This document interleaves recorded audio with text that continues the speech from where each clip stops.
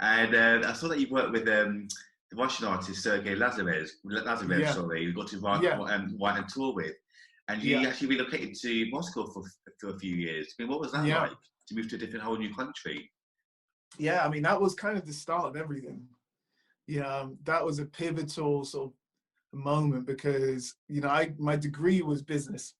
So I was kind of having to go into the business world, corporate, working in an office. But I did this audition for Sergey.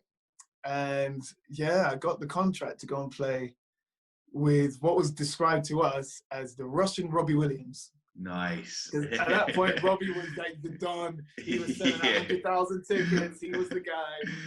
And obviously over here, we'd never heard of Sergey. Yeah. And, did the audition, got the contract and moved out to Moscow, which was supposed to be for 4 months. So we were going to rehearse for 1 month, a big show, and then tour for 3 months.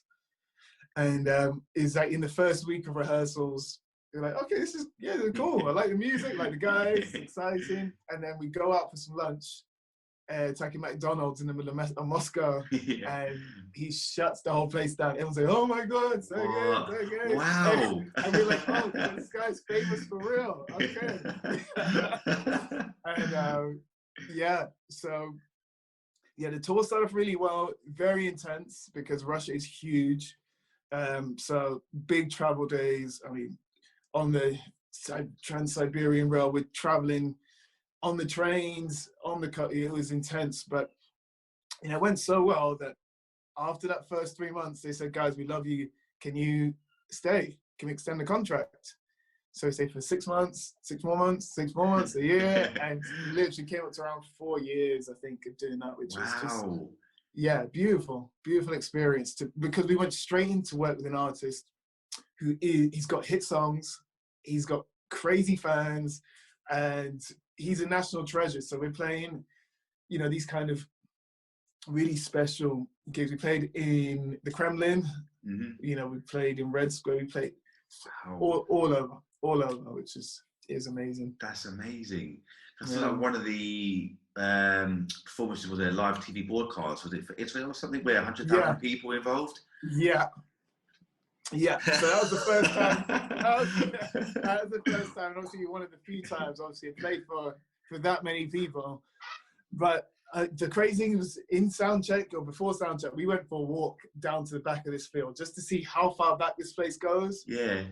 And to then get on the stage and see it filled up was just nuts. It was just, and to add to the pressure, we did like a 10-minute piano vocal medley. And they got these huge broadcast cameras. Cameras like on his shoulder, kind of thing. And he's right by the keys. He's in my face. He's on the keys. In my face. He's on the keys. I'm like, can you back up? Can you use your Zoom or something? Serious pressure. But these are the experiences, man. They teach you how to sort of deal with any nerves. It's like, how do you? As much as you know this song, there's 100,000 people out there. It's going on live TV. There's a huge house camera, right? Yeah. How do you get ready to give a performance? So that's kind of where I learned how to get myself. You sort of take it all in, and you still deliver a performance that can touch people. Yeah, I mean, going back to what you said earlier about the kind of getting getting advice and stuff. I mean, did anyone give you advice for this kind of performance? Say, look, it's so many people and on TV as well. Let's just focus on this. Did anyone kind of give you advice on how to deal with it all? Because such pressure as well for you, especially. Yeah, not really, to be honest. It is such a weird, unique thing because, I mean, something like that definitely can happen in the UK because any artist that level, they would have a very experienced band of session musicians. This was essentially my first gig. That's the crazy thing. I just come out of uni as a basketball player who was doing classical. So I could play, but I learned on the job. That is the thing. So we had this unbelievable sort of training experience that I could not have got anywhere else in the world, really. But if I was in London, it would be the usual sort of working up from small venues, unsigned artists, bits here, bits there. You try and work your way up. But this was straight in at the top. So that's you learn. crazy. Yeah. That is great. Like straight into that to people. Yeah. Bro, I That's it. can't. Live TV, 100,000 people, piano solo, you know, Yeah. 12-minute sets. Yeah, it was, yeah. Wow, bro, I commend the hell out of you for that. Like, that uni, to invite us straight to that, I mean, bro, that is amazing, amazing. And the obvious thing I thought about though was the language barrier that Michael had. And what was that like to deal with? Obviously, did you learn any Russian while you were there, or just translators to deal with to go through everything? Yeah, so I decided I was going to learn Russian because the big thing for me is they've got a different alphabet. So literally, you can't read, you can't write, you can't speak. And you know, we went to, I know, like days off, we went to KFC. We were trying to order KFC, and there are some places where they spoke no English and no English menu. Usually there was one or two people who could speak a bit, or they'd have an English menu.